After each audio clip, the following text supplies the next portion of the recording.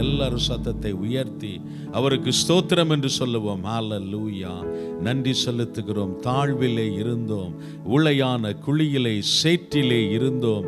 ஆண்டவர் நம்மை தேடி வந்து நம்மை ரட்சித்தார். தமது பிள்ளையாய் அவர் மாற்றியிருக்கிறார். அதற்காய் நன்றி என்று சொல்லுவோம். ஹல்லேலூயா. நன்றி செலுத்துகிறோம், நன்றி செலுத்துகிறோம், நன்றி செலுத்துகிறோம் ஆண்டவரே. இந்த நாள் வரை ஆண்டவர் நம்மை நிறைவாய் நடத்தி வந்திருக்கிறார். அதற்காய் நன்றி என்று சொல்லுவோம். ஹல்லேலூயா, ஹல்லேலூயா. நன்றி செலுத்துகிறோம் ஆண்டவரே, நன்றி செலுத்துகிறோம் ஆண்டவரே. நீர் தந்திருக்கிற சுகபல ஜீவனுக்காக நாங்கள் நன்றி செலுத்துகிறோம். தேவன் எங்களுக்கும் ஊரிலே இருக்கிற எங்கள் குடும்பங்களுக்கும் தந்து வருகிற பாதுகாப்புக்காக நாங்கள் நன்றி செலுத்துகிறோம். எங்களுடைய தேவைகளை கர்த்தர் அதிசயமாய் அற்புதமாய் நீர் சந்தித்து நடத்துகிறதற்காக நாங்கள் நன்றி என்று சொல்லுகிறோம் ஆண்டவரே. நீர் தந்திருக்கிற நல் உறவுகளுக்காக நாங்கள் நன்றி செலுத்துகிறோம் ஆண்டவரே. எங்களுடைய நல்ல பெற்றோர்களுக்காக, வாழ்க்கை துணைக்காக, பிள்ளைகளுக்காக, நல்ல நண்பர்களுக்காக நாங்கள் நன்றி செலுத்துகிறோம் ஆண்டவரே. நன்றியோடு நன்றியோடு நன்றியோடு நாங்கள் உம்மை துதிக்கிறோம். நீர் தந்திருக்கிற நல்ல சபைக்காக, இந்த நல்ல ஐக்கியத்திற்காக நாங்கள் நன்றி செலுத்துகிறோம், நன்றி செலுத்துகிறோம் ஆண்டவரே. எல்லாரும் இணைந்து நாம் தேவ நாமத்தை மகிமைப்படுத்துவோம். ஹல்லேலூயா, ஹல்லேலூயா. இந்த நல்ல தேசத்திலே எங்களை கொண்டு வந்து நீர் ஆசீர்வாதமாய் வைத்திருக்கிறதற்காக நாங்கள் நன்றி செலுத்துகிறோம். இந்த தேசத்திற்காக நாங்கள் நன்றி செலுத்துகிறோம். இந்த தேசத்தின் தலைவர்களுக்காக நாங்கள் நன்றி செலுத்துகிறோம் ஆண்டவரே. ஹல்லேலூயா, ஹல்லேலூயா. ஆம் பிரியமானவர்களே, இந்த தேவனுடைய சமூகத்திலே கடந்து வந்திருக்கிற நாம் ஒரு கணம் நம்மை தாழ்த்தி ஆண்டவரே உம்மை துதிக்க, உம்மை ஆராதிக்க, உம்முடைய வார்த்தைகளை கேட்க நாங்கள் கடந்து வந்திருக்கிறோம். எங்கள் குற்றங்கள், குறைகள், மீறுதல்கள் ஒவ்வொன்றையும் கர்த்தர் அகற்றும் என்று கேட்போம். மற்றவர்களை அல்ல, நம்மை நாமே ஆராய்ந்து பார்க்கிற நேரம் இது. நம்மை நாமே தேவ சமூகத்திலே தாழ்த்துகிற நேரம் இது. இதுதான் நான் ஆண்டவரே, இதுதான் நான். எல்லாரும் தேவ சமூகத்தில் அமைதியா ஒரு நிமிடம் ஜெபம் பண்ணுவோம்.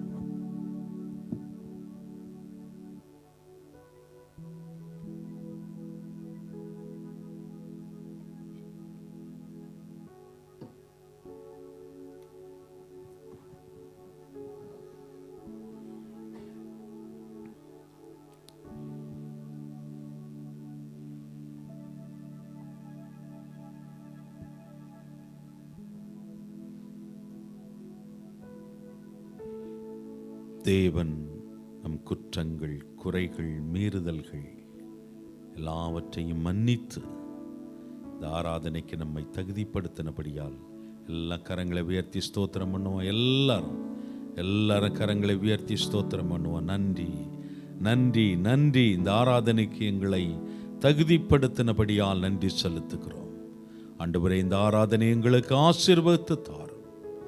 கர்த்தருடைய பிரசன்னத்தை, தேவ திவ்ய பிரசன்னத்தை நாங்கள் உணர உதவி செய்யும். உம்மை தொட ஒரு மெய்யான ஒரு பாக்கியத்தை கர்த்தர் எங்களுக்கு தரும்படியாய் ஜெபிக்கிறோம். கர்த்தர் எங்களோடு பேசும். முழு ஆராதனையும் கர்த்தருடைய சமூகத்தில் ஒப்புக் கொடுக்கிறோம். மன நிறைவோடு, மகிழ்ச்சியோடு எங்களை திருப்தி செய்து அனுப்பும். இயேசுவின் நாமத்தில் ஜெபிக்கிறோம் நல்ல பிதாவே, ஆமென். ஹல்லேலூயா, ஹல்லேலூயா. தெய்வ சமூகத்திலே நாம் உற்சாகத்தோடு அவரை ஆராதிக்க வந்திருக்கிறோம். ஆமென், ஹல்லேலூயா. ஒரு குடும்பமாய் கூடி அவரை ஆராதிப்பது ஒரு மிகப்பெரிய பாக்கியம் இந்த தேசத்திலே. Amen. It's a great privilege. நம்முடைய ஆண்டவர் நல்லவர், அவர் வல்லவர், அவர் தேவாதி தேவன், ராஜாதி ராஜன், கர்த்தாதி கர்த்தர். அவரை தேவாசரணம், கர்த்தாசரணம், ராஜா சரணம் என்று சொல்லி நாம் பாடி இந்த ஆராதனையை ஆரம்பிக்கலாம்.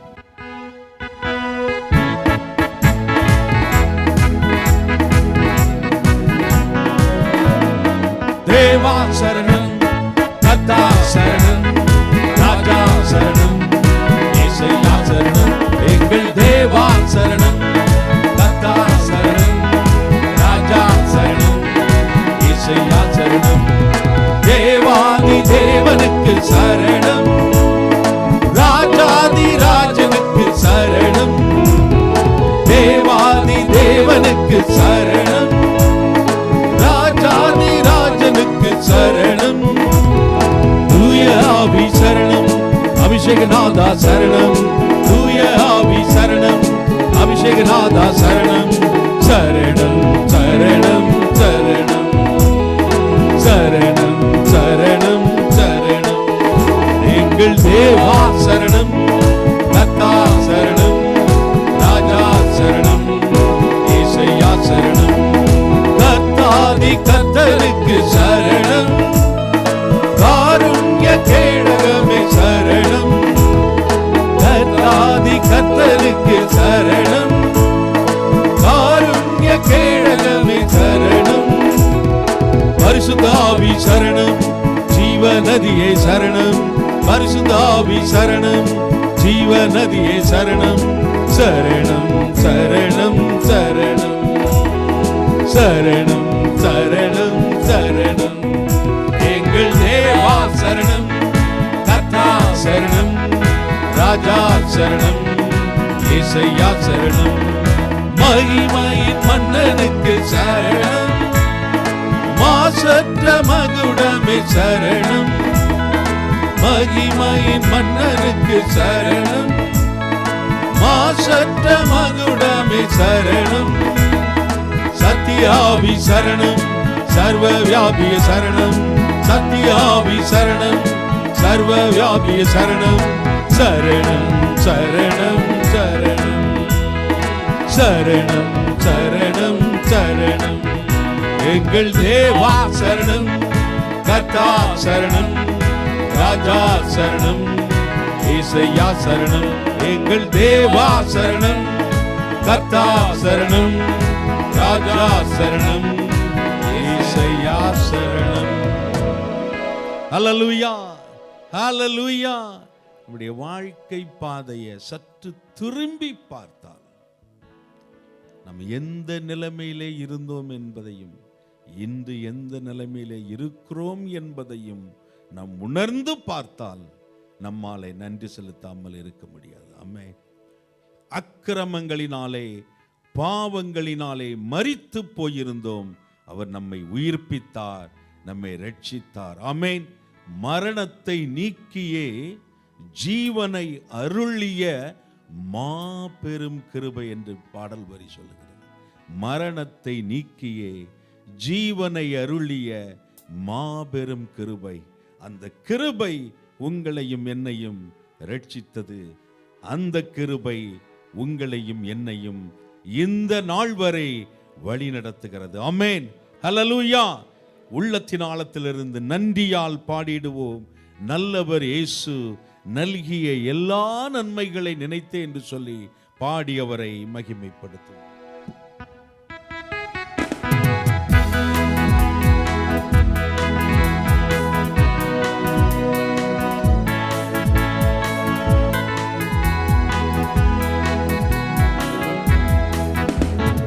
நன்றியால் பாடிடுவோம், நன்றியால் பாடிடுவோம். நல்லவர் இயேசு நல்கிய எல்லா நன்மைகளை நினைத்தே, நல்லவர் இயேசு நல்கிய எல்லா நன்மைகளை நினைத்தே. செங்கடல் தன்னை நடுவாய் பிரித்த எங்கள் தேவனின் கரமே, செங்கடல் தன்னை நடுவாய் பிரித்த எங்கள் தேவனின் கரமே. தாங்கியதை நாள் வரையும் தயவாய் மாதயவா, தயவாய் மாதயவா.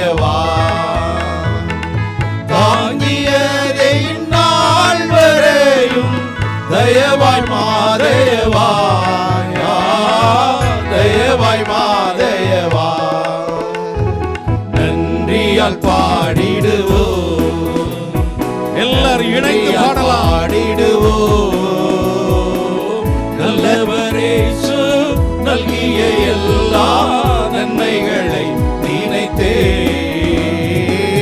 நல்லவரேசு நல்கிய எல்லா நன்மைகளை நினைத்தே உயிர்ப்பித்தே உயர்த்தினார் உன்னதம் வரை உடன் சுதந்திரராய் இருக்க உயிர்ப்பித்தே உயர்த்தினார் உன்னதம் வரை உடன் சுதந்திரராய் இருக்க கிருபையின் மகதானம் அது வரும் காலங்களில் விளங்க காலங்களில் விளங்க கிருபையின் மகதானம் அது வரும் காலங்களில் விளங்க காலங்களில் விளங்க நன்றியால் பாடிடுவோம் எல்லாரும் உற்சாகமாக கரங்களை பாடிடுவோம் நல்லவரேசு நல்கிய எல்லா நன்மைகளை நினைத்தே நல்லவரேசு நல்கிய எல்லா நன்மைகளை நினைத்தே மரணத்தை நீக்கிய ஜீவனை அருளிய மாபெரும் கிருபை மரணத்தை நீக்கிய ஜீவனை அருளிய மாபெரும் கிருபை மாநில தோற்கின்றேசு சுவிசேஷ ஒளியார் சுவிசேஷ ஒளியார் மாநில தோற்கின்றேசு சுவிசேஷ ஒளியார் சுவிசேஷ ஒளியார் நன்றியால் பாடிடுவோம் நன்றியால் பாடிடுவோம் நல்லவரேசு நல்கிய எல்லா நன்மைகளை நினைத்தே நல்லவரேசு நல்கிய எல்லா நன்மைகளை நினைத்தே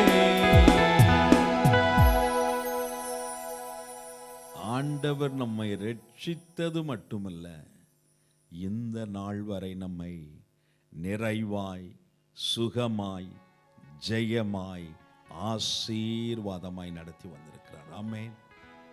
இங்க மைக்க கொடுத்து பிரதர் ஹியூபர்ட்ல இருந்து லாஸ்ட் சீட்டு மணிகண்டன் வர மைக்க கொடுத்த எல்லாரும் மணிக்கணக்காக ஆண்டவர் செய்த நன்மைகளை சொல்ல முடியும். ஆமென். அல்லேலூயா. வெறுங்கையாக இந்த தேசத்திற்கு வந்தோம். யாக்கோபு சொல்லுகிறது போல இரு பரிவாரங்கள் தந்து நம்மை நிறைவாய் ஆசீர்வதித்திருக்கிறார். ஆமென். கரங்களை உயர்த்தி நாம் உள்ளத்தின் ஆழத்திலிருந்து வெறும் பாடலாய் அல்ல, இந்த வார்த்தைகளை உணர்ந்து நாம் அவருக்கு மகிமை செலுத்துவோம். எல்லாரும் கரங்களை உயர்த்தி நன்றி என்று சொல்லுவோம். நன்றி நன்றி நன்றி.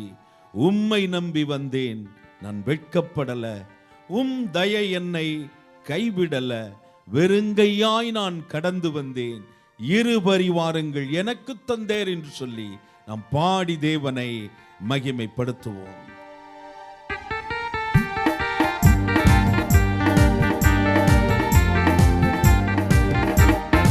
உம்மை நம்பி வந்தேன், நான் வெட்கப்படல. தயை என்னை கைவிடல. உம்மை நம்பி வந்தேன், நான் வெட்கப்படல. தயை என்னை கைவிடல. வெறுங்கையாய் நான் கடந்து வந்தேன், இரு பரிவாரங்கள் எனக்கு தந்தி. வெறுங்கையாய் நான் கடந்து வந்தேன், இரு பரிவாரங்கள் எனக்கு தந்தி. எல்லோஹே எல்லோஹே எல்லோஹே உம்மை துதிப்பேன். எல்லோஹே எல்லோஹே எல்லோஹே உம்மை துதிப்பேன்.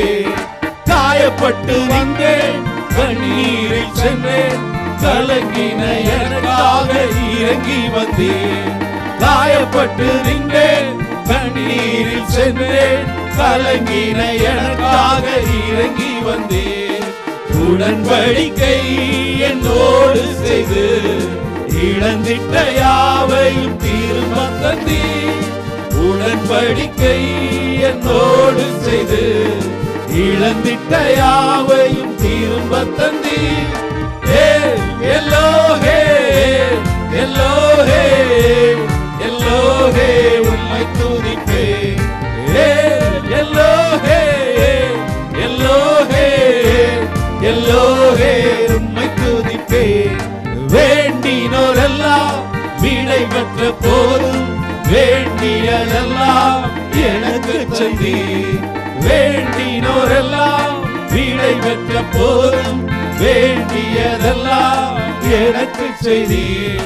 பரதேசியாய் நான் தங்கினதை சுதந்திரமாக மாற்றி தந்தீர்.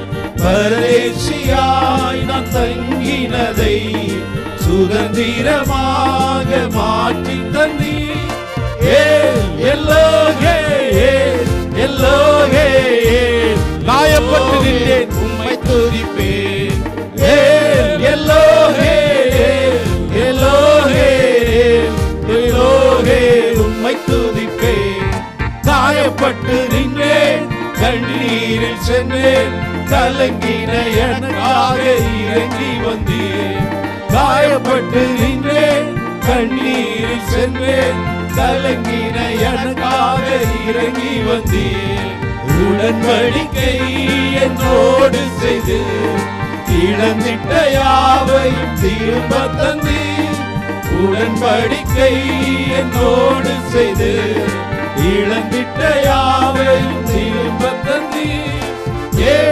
எல்லோஹே எல்லோஹே எல்லோஹே உம்மை துதிப்பேன். எல்லோஹே எல்லோஹே எல்லோஹே உம்மை துதிப்பேன். எல்லோஹே எல்லோஹே எல்லோஹே உம்மை துதிப்பேன். ஹல்லேலூயா ஹல்லேலூயா.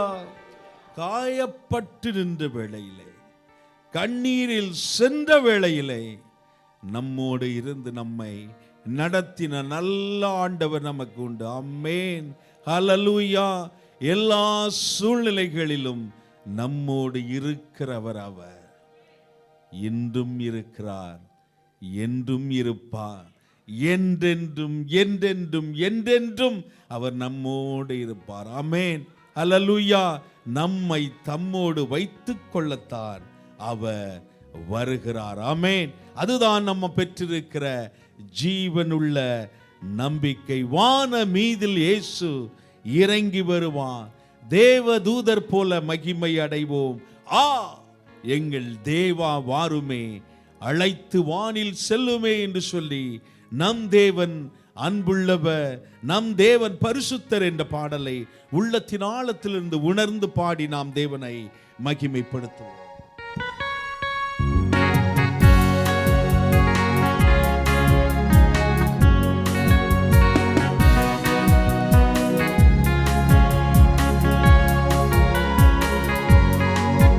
நம் தேவன் அன்புள்ளவர், நம் தேவன் பரிசுத்தர், நம் தேவன் நீதிபரர். நமக்காக ஜீவன் தந்த இயேசு அவரே, நமக்காக ஜீவன் தந்த இயேசு அவரே. நன்மை ஏதும் ஒன்றும் நம்மில் இல்லையே என்று போதும் நம்மை நேசித்தாரே. நன்மை ஏதும் ஒன்றும் நம்மில் இல்லையே என்ற போதும் நம்மை நேசித்தாரே. அந்த அன்பில் மகிழ்வோம், அன்பரின் பாதம் பணிவோம். அந்த அன்பில் மகிழ்வோம், அன்பரின் பாதம் பணிவோம். நம் தேவன் அன்புள்ளவர், நம் தேவன் பரிசுத்தர், நம் தேவன் நீதிபரர். நமக்காக ஜீவன் தந்த இயேசு அவரே, நமக்காக ஜீவன் தந்த இயேசு அவரே. அத்திமரம் துளிர் விடாமல் போனாலும், திராட்சை செடி கனி கொடாமல் போனாலும், அத்திமரம் துளிர் விடாமல் போனாலும், திராட்சை செடி கனி கொடாமல் போனாலும், அவர் காயம் நோக்குவோம் அதுவே என்றும் போதுமே. அவர் காயம் நோக்குவோம் அதுவே என்றும் போதுமே. நம் தேவன் அன்புள்ளவர், நம் தேவன் பரிசுத்தர், நம் தேவன் நீதிபரர். நமக்காக ஜீவன் தந்த இயேசு அவரே, நமக்காக ஜீவன் தந்த இயேசு அவரே.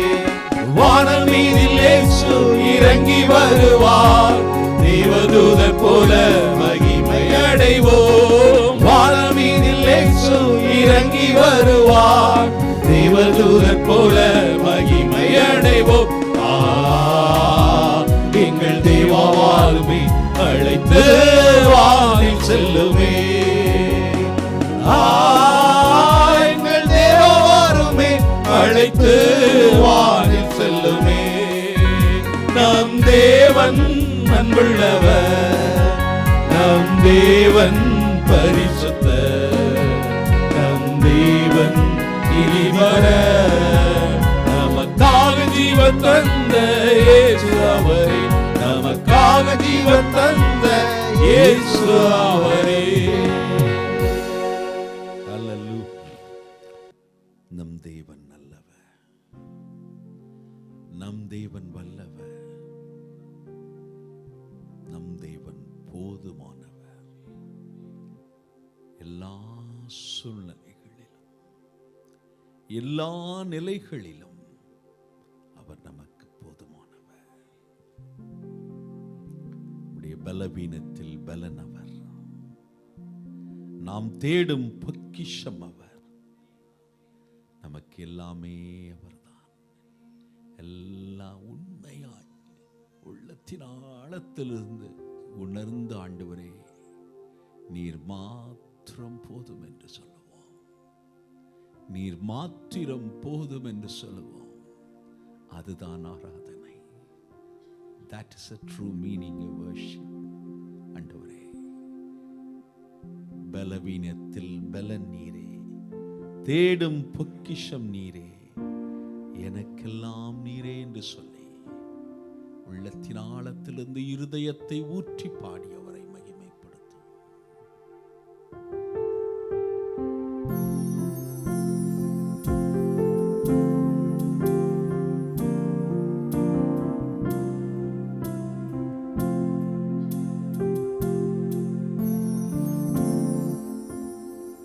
பலவீனத்தில் பலன் நீரே, தேடும் பொக்கிஷம் நீரே, எனக்கெல்லாம் நீரே. உமையெல்லாம் எனக்காருண்டு, உமையே என்றும் பற்றிடுவேன், எனக்கெல்லாம் நீரே. இயேசுவே என் இரட்சகரே, பாத்திர நீரே. இயேசுவே என் இரட்சகரே, பாத்திர நீரே. பாவங்கள் அனைத்தையும் சுமந்தீரே, உந்தன் நாமத்தில் உயர்த்திடுவே, எனக்கெல்லாம் நீரே.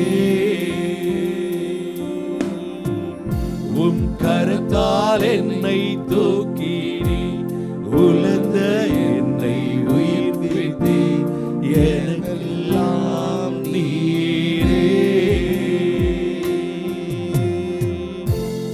இயேசுவே இரட்சகரே, பாத்திர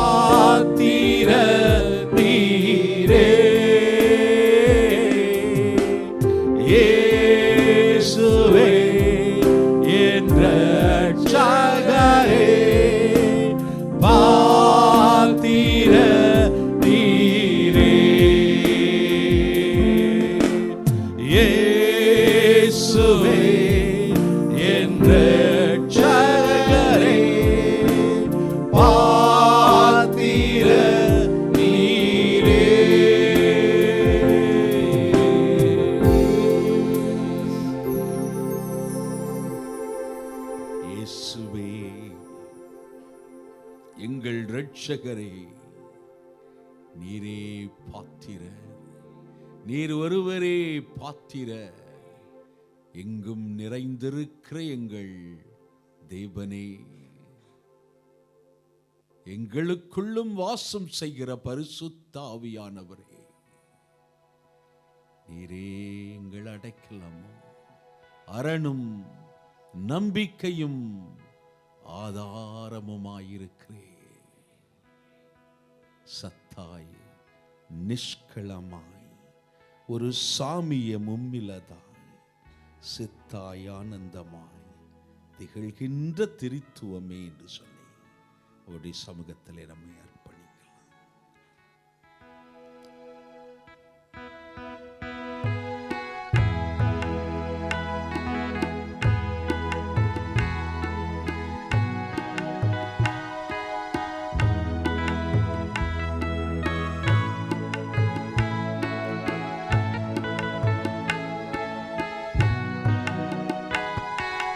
சத்தாய் நிஷ்களமா ஒரு சாமிய முன்னிலதா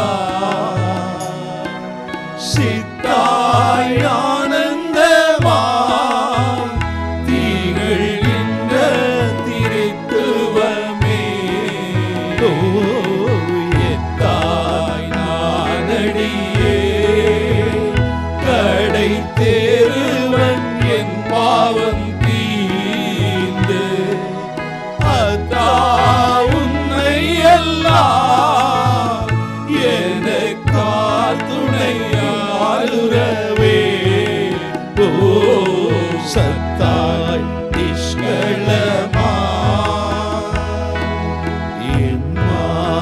எம்மாவிக்குருகி உயிரிந்து புறந்ததற்கோ கைமாறுண்டு கோலோ கடைக்காரும் கையடையாயோ. சும்மா ரட்சணை செய் சொல் சுதந்திரம் யாருமில்லே. அம்மானும்மை எல்லாம் எனக்கார் துணையாளுறவே. ஓ சத்தாய் நிஷ்களமா எல்லாரும் அர்ப்பணிப்போம். தாயே தந்தை தவர் ஒரு சம்பத்து நட்பவையும் நீயே எம்பெருமா கதிவேலை நின்னயங்காரோ. என்றிகளும் உலகோடனக்கென்னுரிமை தாயே உன்னை எல்லாம் எனக்கார் துணையாருறவே. ஓ சத்தாய் நிஷ்களமா. ஹல்லேலூயா. குப்பையிலே இருந்தேன், புழுதியிலே இருந்தேன், நீர் குனிந்து தூக்கினீர், பெரியவர்களாக்கினீர், நினைத்து பார்க்க முடியாத உயரத்தில் எங்களை நீர் கொண்டு வந்திருக்கிறீர். உமக்கு நன்றி என்று சொல்லுவோம்.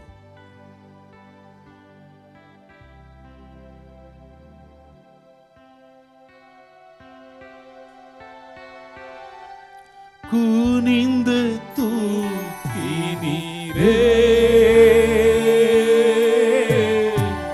பெரியவனாக்கினீரே.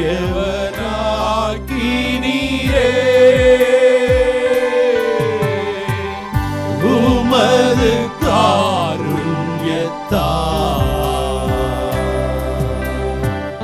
பெரியவனாக்கினீரே.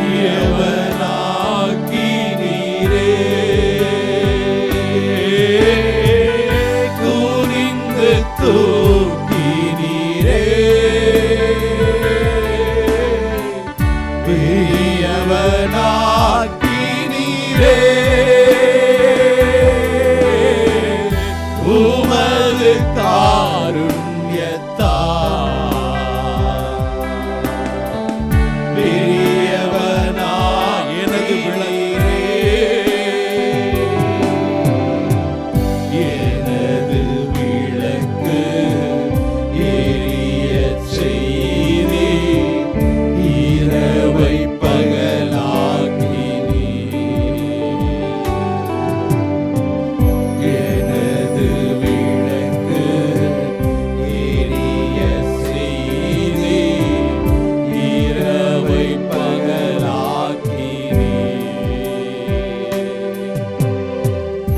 எரிந்து கொண்டிருப்பேன் எப்போதும் உமக்காய் என் ஜீவன் பிரியும் வரை.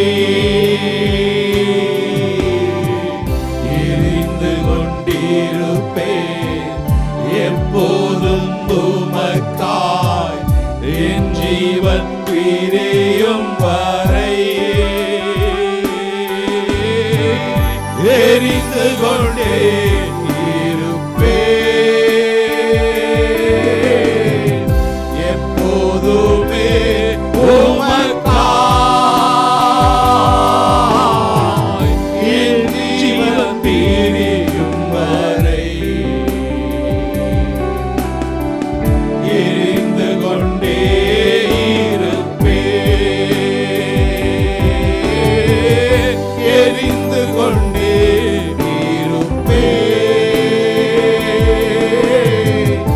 எப்போதுமே உமக்காய் என் ஜீவன் பிரியும் வரை. எரிந்து கொண்டே இருப்பேன்.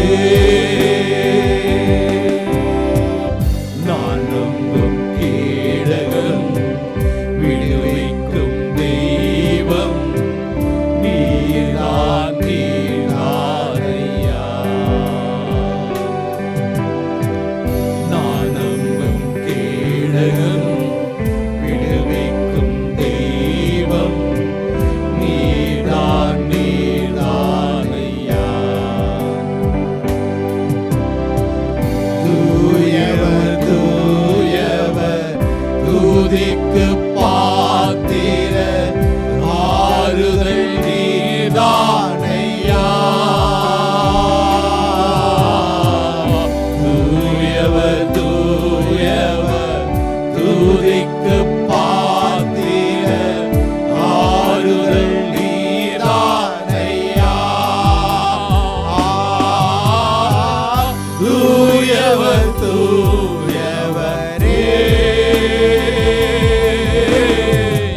துதிக்கு பாத்திரரே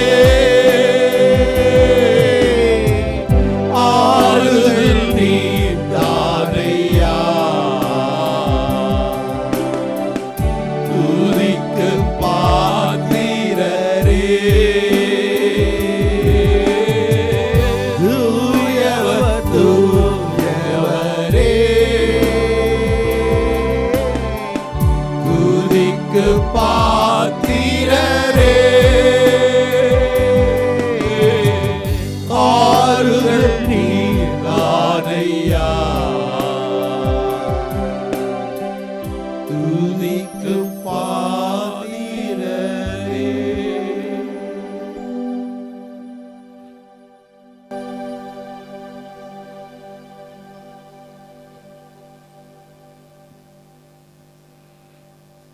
துதிக்கும் கனத்திற்கும் மகிமைக்கும் பாத்திர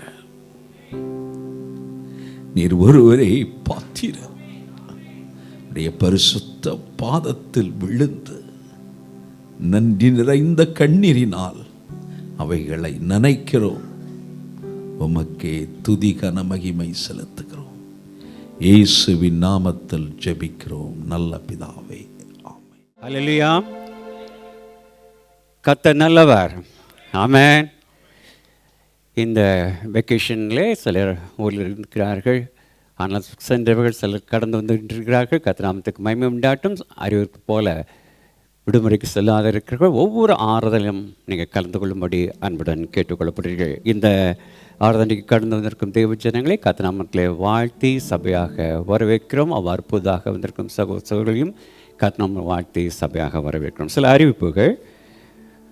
வியாழன் மாலை ஆராதனை ஆகஸ்ட் 1ஆம் தேதி மாலை இதே இடத்துல 8:30 முதல் 10 வரை நடைபெறும். அதில் பெங்களூரில் ஊழியம் செய்யும் ரெவரண்ட் ஜோயல் ராஜ்குமார் அவர்கள் தேவ செய்தியை பகிர்ந்து கொள்வார்கள். விடுமுறைக்கு கடந்து செல்லாதிருக்கும் அனைத்து சபை விசுவாசிகளும் கலந்து கொள்ளும்படி அன்புடன் கேட்டுக்கொள்ளப்படுகிறீர்கள். சனிக்கிழமை காலை உபவாச ஜெப கூட்டம் ஆகஸ்ட் 3ஆம் தேதி காலை 10 முதல் 12:30 வரை தீமோத்தேயு ஹாலில் நடைபெறும். விடுமுறையில் இருக்கிறவர்கள் இங்கே அனைவரும் கலந்து கொள்ளுங்கள்.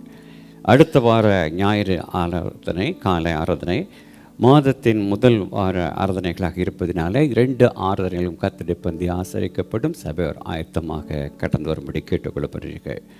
பைபிள் குவிஸ் 2024 வரும் அக்டோபர் மாத கடைசியிலே நடைபெற உள்ளது. வேத பாடங்கள், பிரசங்கி மற்றும் லூக்கா சுவிசேஷமாக இருக்கும்.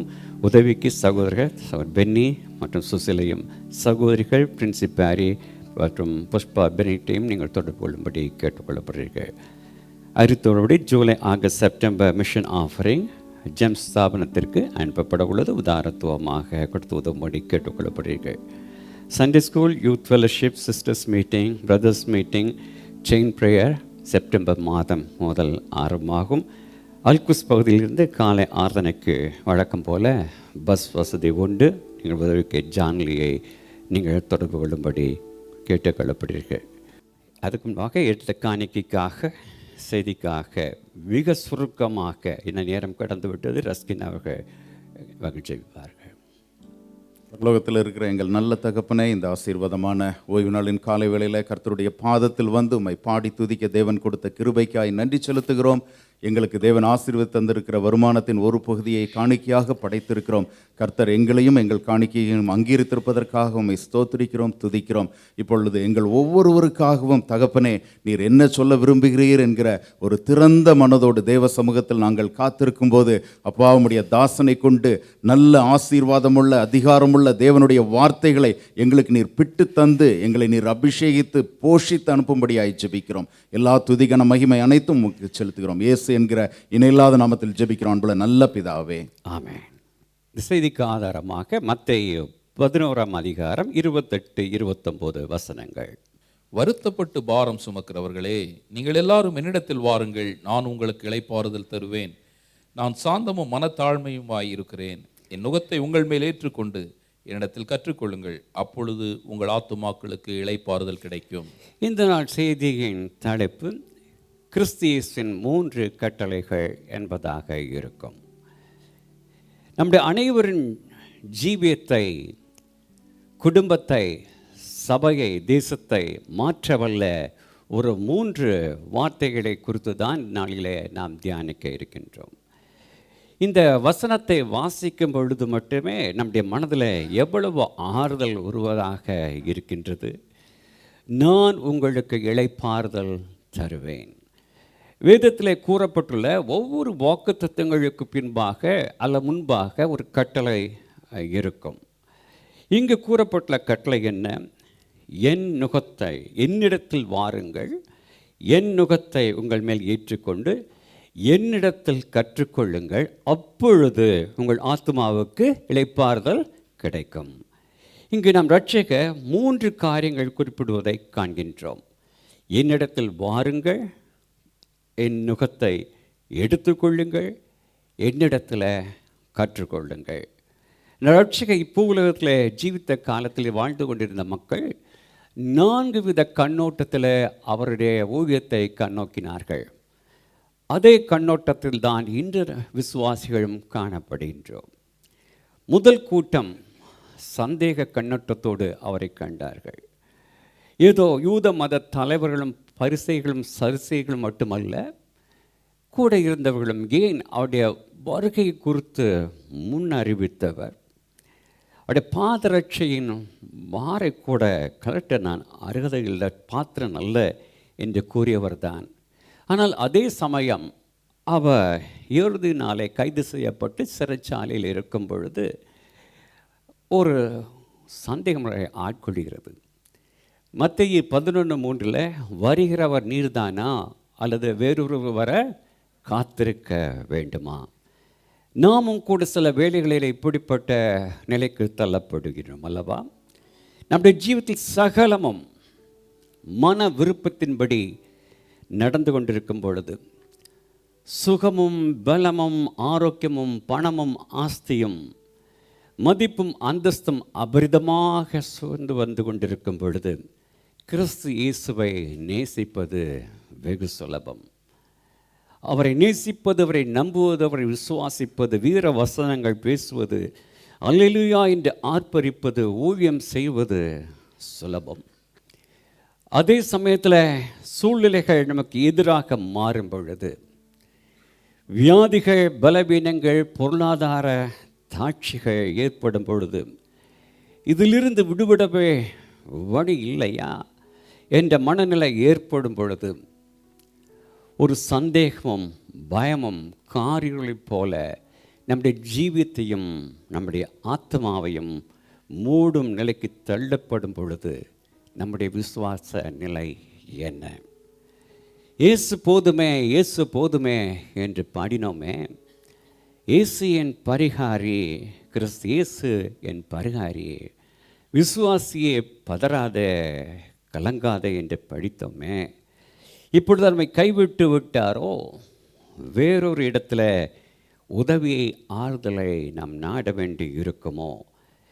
இந்த என் சூழ்நிலையை கிறிஸ்து கண்ணோட்ட தவறிவிட்டாரோ என்ற சந்தேகத்துக்குள்ளாவது மனித இயல்பு, இயற்கை. அன்று இப்பேற்பட்ட நிலைக்கு தள்ளப்பட்ட யோவான் ஸ்நானனை குறித்து கிறிஸ்து கடிந்து கொள்ளவில்லை. மாறாக அவர் மத்தேயு 11:7-14 தீர்க்கதரிசிகளிலும் மேலானவர் என்று பாராட்டுவதை நாம் காண்கின்றோம். ஆம், இன்று தேவன் நம்மிடத்தில் விரும்புவதெல்லாம் மாய்மாலமற்ற உண்மையான மனதுடன் அவர் சமூகத்தில் கடந்து வருவதுதான், வித் டிரான்ஸ்பரன்சி. வெளிப்படையாக கூற வேண்டும் என்றால், சூழ்நிலைகளெல்லாம் நமக்கு எதிராக இருக்கும் பொழுது நம்முடைய விசுவாசமும் நம்பிக்கையும் தோய்ந்து போய் துரும்பாக காணப்பட்டாலும், தேவன் விரும்புவது நாம் அவரை நாடி தேடி அவர் சமூகத்திற்கு கடந்து வந்த பாதத்தில் வீழ்ந்து, ஐயா என்னால் முடியவில்லை, என் விசுவாசம் கயிறு அருந்த பட்டத்தை போல ஒரு நிலை இல்லாமல் அவர் பறந்து கொண்டிருக்கின்றது, கண்களை கட்டி காட்டில் விட்டது போல் உள்ளது, ஐயா நீங்கள் இங்கு தான் இருக்கிறீரா, என் கண்ணீரை காண்கிறா என்று கதறுவதில் எந்தவித தவறும் இல்லை. இது விசுவாச குறையும் இல்லை, விசுவாசத்தில் நாம் தோற்று போகும் இல்லை. Be open with your Lord. வேதத்தில் இதற்கு யோபு பக்தன் ஒரு நல்ல எடுத்துக்காட்டு. நீங்கள் காணும் அந்த ஒரு யோபு என்ற காரியத்தில் ஒரு 4 வசனங்கள் சொல்லியிருப்பேன், அந்த ஒரு ஸ்லைடு வேண்டும். யோபுடைய ஜீவத்தில் யோபு 13, 24, 27, யோபு 23 மிகவும் ஆழமாக அந்த சத்தியம் அது போடப்பட்டு இருக்கும். சங்கீதம் 51:6 இதோ உள்ளத்தில் உண்மை இருக்க விரும்புகிறீர், அந்த இடத்தில் ஞானத்தை எனக்கு தெரியப்படுத்துவே. அதுதான் தேவன் விரும்புகிறார். 2வது கூட்டம் பகுத்தறியும் கூட்டம். இவர்கள் பகுத்தறிவாளிகள். இவர் எதனையும் கண்டால்தான் அவர்கள் விசுவாசிப்பார்கள், நம்புவார்கள். இவர்களுக்கு தேவனுக்கு எடுத்த காரியங்கள், ஆவிக்குரிய காரியங்கள் ஒன்றும் புரியாது. இவர்களை பற்றி பவுலப்போஸ்தலன் சொல்லுகிறார் 1 கொரிந்தியர் 2:14 ஜென்ம சுபாவமான மனுஷனோ தேவனுடைய ஆவிக்குரியவைகளை ஏற்றுக்கொள்ளான், அவைகள் அவனுக்கு பைத்தியமாக தோன்றும், அவைகள் ஆவிக்கேற்ற பிரகாரமாய் ஆராய்ந்து நிதானிக்கப்படுகிறவைகளானதால் அவைகளை அறியவும் மாட்டான். மாறாக குறை கூறிக்கொண்டு இருப்பார்கள். இந்த கூட்டத்தாரை குறித்து கர்த்தராகிய இயேசு கிறிஸ்து மத்தேயு 11 16 முதல் 19 சிறப்பாக குறிப்பிட்டிருப்பார். வீட்டில் சென்று வாசித்து பாருங்கள். இவ்வித கூட்டம் எல்லா சபைகளிலும் காணப்படும். கிறிஸ்து மத்தேயு 11:19 கடைசியில் ஞானமானது வாசிங்க, ஞானமானது அதன் பிள்ளைகளால் நீதியுள்ளது என்று ஒப்புக்கொள்ளப்படும் என்று கூறியிருக்கின்றார். 1 கொரிந்தியர் 2:15 ஆவிக்குரியவன் எல்லாவற்றையும் ஆராய்ந்து நிதானிக்கின்றான், ஆனாலும் அவன் மற்றொரு நாளும் ஆராய்ந்து நிதானிக்கப்படான் என்று சிறப்பாக குறிப்பிட்டிருப்பார். ஆகவே 2வது கூட்டம் பகுத்தறியும், கண்டால் தான் விசுவாசிப்பேன் என்று கூறுகிற கூட்டம் ஒன்று. 3வது கூட்டத்தார் கவலையிலமான கூட்டத்தார், கேர்லெஸ் பீப்பிள். இவர்களை குறித்து கிறிஸ்து மத்தேயு 11 20-24 குறிப்பிட்டிருப்பார். மெய்யான மேசியா தங்கள் மத்தியில் அவதரித்திருந்தும் இவருடைய உள்ளத்தில் நிர்விச்சாரம். பல அற்புதங்களை கிறிஸ்துவோட கண்களுக்கு முன்பாக அவர் செய்கிறார். பிணியாளிகள் சுகமாக்கப்படுகிறார்கள், மரித்தோர்கள் உயிர்ப்பிக்கப்படுகிறார்கள், குருடர்கள் பார்க்கப்படுகிறார்கள். மனந்திரும்பலை குறித்த சுவிசேஷம் பிரசங்கிக்கப்படுகிறது. இவ்வளவு இருந்தும் உணர்வு இல்லை.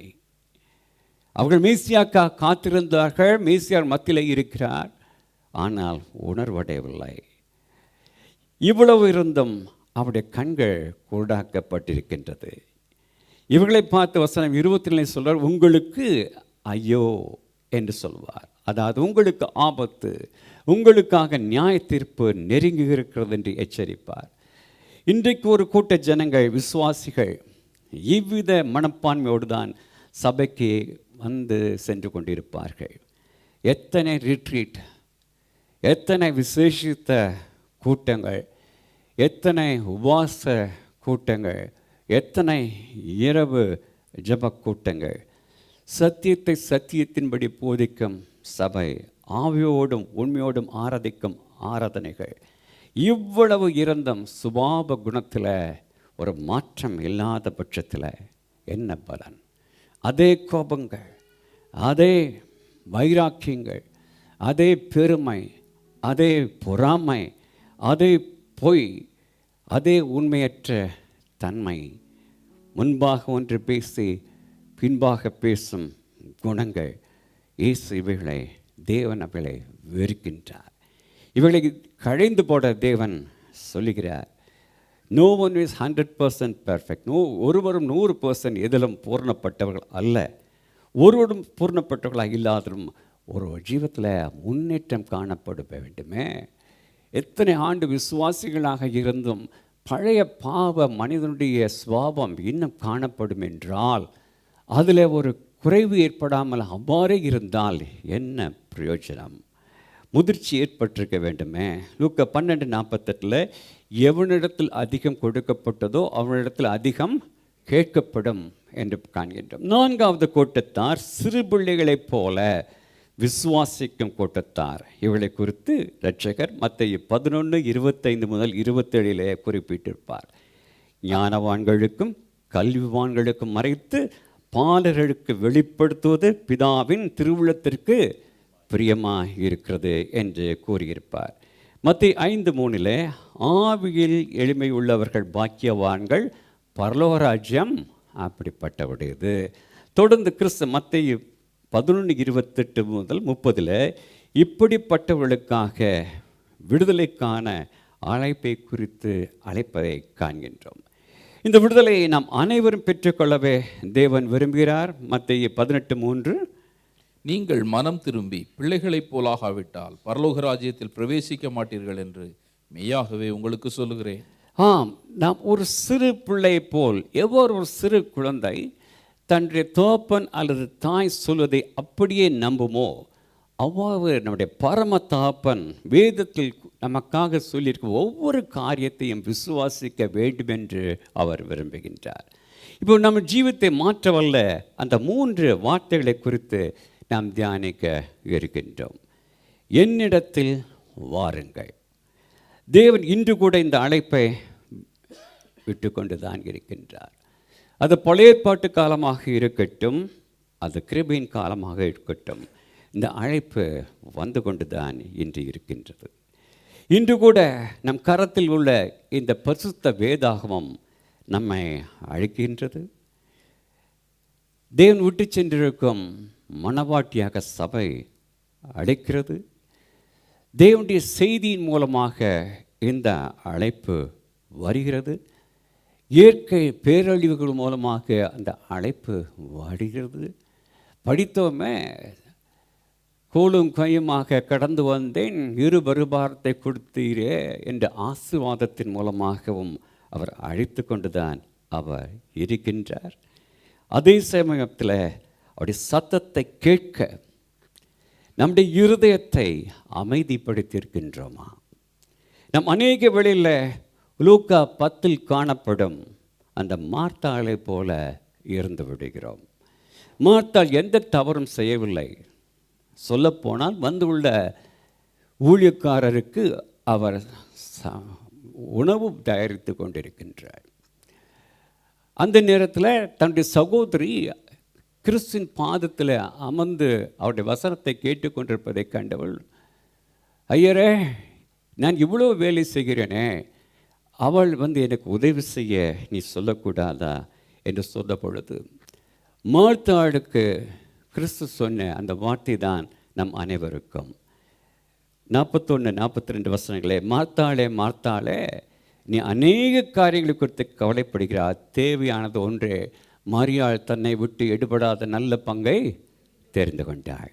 இந்த நல்ல பங்கான ரட்சிப்பை நமக்கு கொடுக்கத்தான் தம்மண்டே அவர் அழைக்கின்றார். இன்று போட்டி போட்டுக்கொண்டு உலகம் பல விதத்தில் பாவப்பட்ட ஆத்துமாக்களை இந்த இளைப்பாறுதலை கொடுத்து விடுவதாக வஞ்சகமாக அழைக்கிறதை நாம் காண்கின்றோம். எந்ததோர் ஆத்மாவிலும் ஒரு ஏக்கம், ஒரு வெற்றிடம், ஒரு தாகம் இருக்கும்.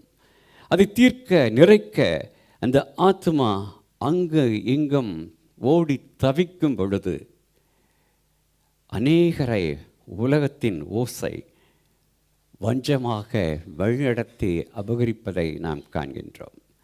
இந்த சபையில் கேம்ப் விசிட், அவுட்ரீச் மினிஸ்ட்ரி ஏன் முக்கியப்படுத்துகின்றோம்? நீங்கள் சென்று பாருங்கள், அப்பொழுது நீங்கள் புரிந்து கொள்வீர்கள். எத்தனை எத்தனை ஏக்கங்கள் தாகத்துடன் இருக்கும் அன்பான பிள்ளைகளை சத்ருவானவன் குடிக்கும் போதை வஸ்துக்கும் உலக ஆசா பாசங்களுக்கும் அடிமையாக்கி கொண்டிருப்பதை அங்கு நீங்கள் காண முடியும். இப்படிப்பட்ட இடத்திற்கு, ஊழியத்திற்கு முதலிலே செல்லும் பொழுது எதிர்ப்பு கிளம்பத்தான் செய்யும். ஆனால் தொடர்ந்து ஜெபத்துடன் அந்த ஊழியத்தை நீங்கள் செய்யும் பொழுது, நிறைவானது வரும்பொழுது குறைவானது நீங்கிப்போம், வெளிச்சம் பிரவேசிக்க இருள் நீங்கிப்போம். இன்று கிறிஸ்து என்னிடத்தில் வாருங்கள் என்ற சொன்ன அழைப்பை கஷ்டத்திலும் தனிமையில் வாடும், பாடுகளில் கடந்து செல்லும் குடும்பங்கள், சகோதர சகோதரிக்கு நாம் இன்று எடுத்து செல்லும் நபராக இருக்கின்றோமா? பாவ குற்றுக்குள்ளாகி அதில் தங்களை தாங்கே விடுபட முயற்சித்து எவ்வாறு புதை மணலுக்குள்ளாக ஒருவன் சிக்கி தன்னைத்தானே விடுபட முயற்சிப்பான் என்றால் அது எவ்விதமாக அவனை உள்ளே இழுத்து மடிந்து போடச் செய்யுமே. அவ்வாறு போராடி கொண்டிருக்கும் ஆத்மாக்கள் மீது என்ன கரிசனை நாம் கொண்டிருக்கின்றோம்? அப்படிப்பட்ட மக்கள் மத்தியில் அழைப்பை, கிறிஸ்துவின் அன்பையும் விடுதலையும் நாம் கொண்டு சொல்கின்றோமா? உன்னதமான அன்பை இவரிட கிடைத்துவிடும் என்று சிலர் நம்பி, சில நாசில் சுவாசமுள்ள மனிதர்களால் ஏமாற்றப்பட்டு வஞ்சிக்கிறவர்கள் மத்தியிலே சென்று, ஐயா, உண்மையான அன்பை நீ மனிதர்களிடம் எதிர்பார்க்காதே, அது ஒரே ஒரு இடத்தில் தான் கிடைக்கும் என்று கிறிஸ்துவண்டை வழிநடத்துகின்றோமா? அது குடும்பமாக இருக்கட்டும், வேலை பார்க்க இடமாக இருக்கட்டும், தொழிற்சூழமாக இருக்கட்டும், சமுதாயமாக இருக்கட்டும், என் சபையாக இருக்கட்டும், பரிகாசத்திற்கும் ஏளனத்திற்கும் நம்பிக்கை துரோகத்திற்கும் உள்ளாகி சோர்ந்து போயுடன் கிறிஸ்துவின் அன்பை பகிர்ந்து அவளை ஆற்றி தேற்றி பலப்படுத்தி நிலைநிறுத்துவர்களாக காணப்படுகின்றோமா?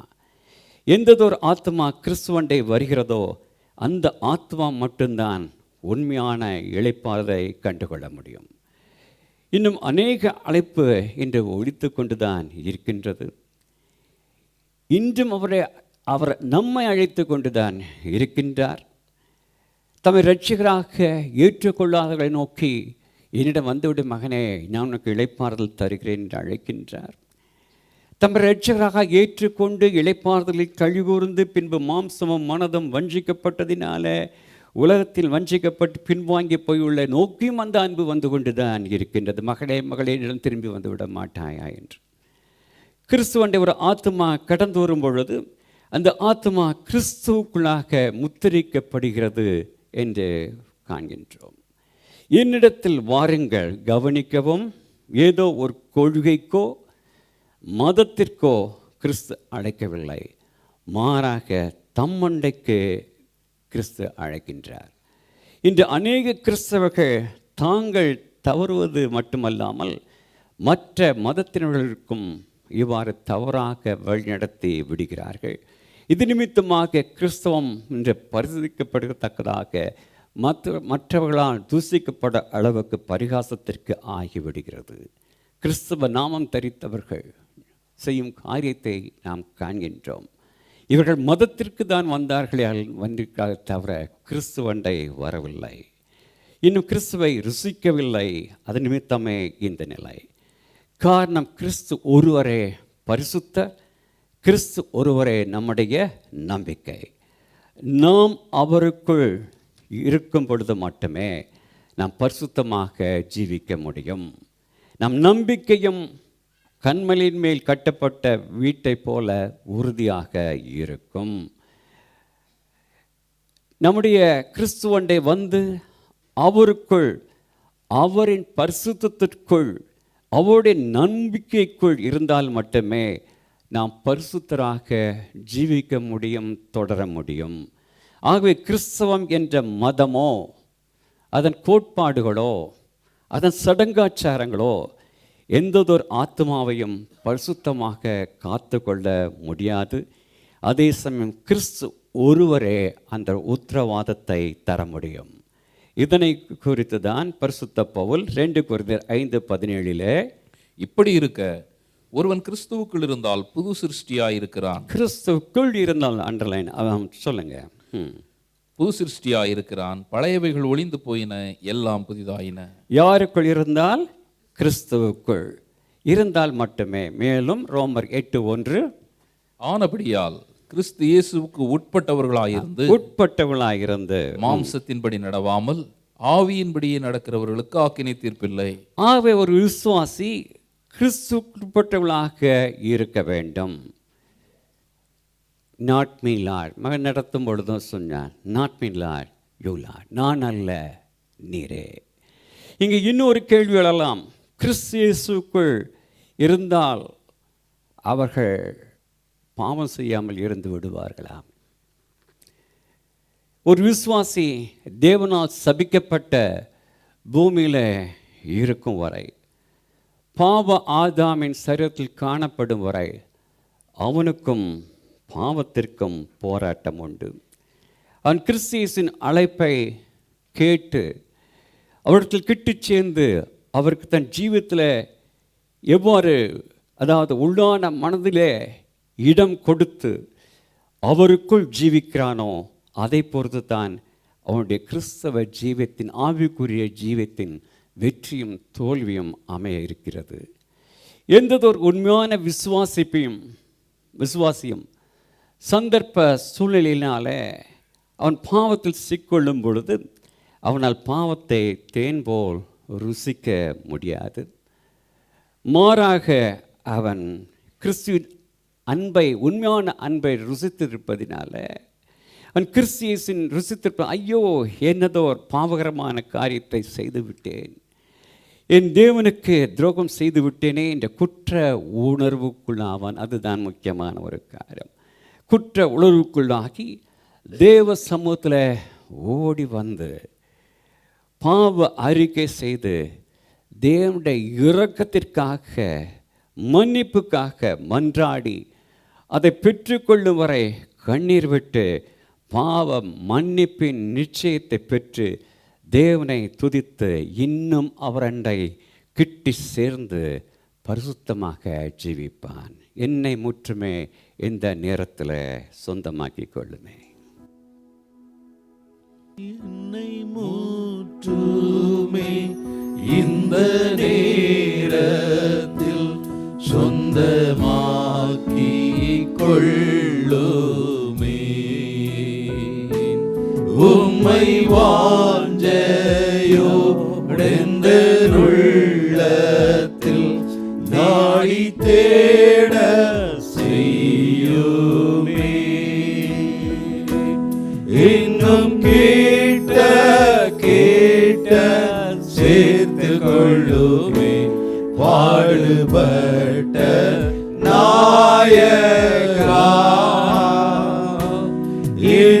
கேட்ட கேட்ட சேர்த்து கொள்ளுமே ஜீவன் தந்த ரட்சகா. இன்னும் அவரண்டை கிட்டி கிட்டி கிட்டி சேர நாம் வாஞ்சிக்க வேண்டும். நம்முடைய கடைசி மூச்சு இருக்கும் வரை நீங்கள் எத்தனை வயதாக இருக்கலாம், எத்தனை வருட விசுவாசியாக இருக்கலாம், அந்த வாஞ்சை இருந்து கொண்டே தான் இருக்க வேண்டும்.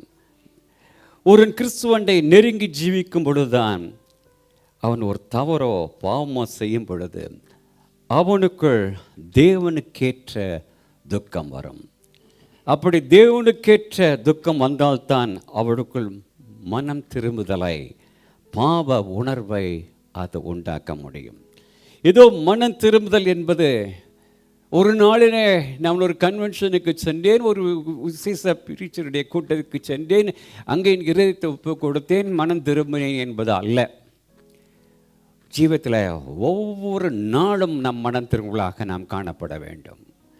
2 கொரிந்தியர் 7:10-11 தேவனுக்கேற்ற துக்கம் பின்பு மனஸ்தாபப்படுகிறதற்கு இடமில்லாமல் ரட்சிப்புக்கு ஏதுவான மனம் திரும்புதலை உண்டாக்குகிறது.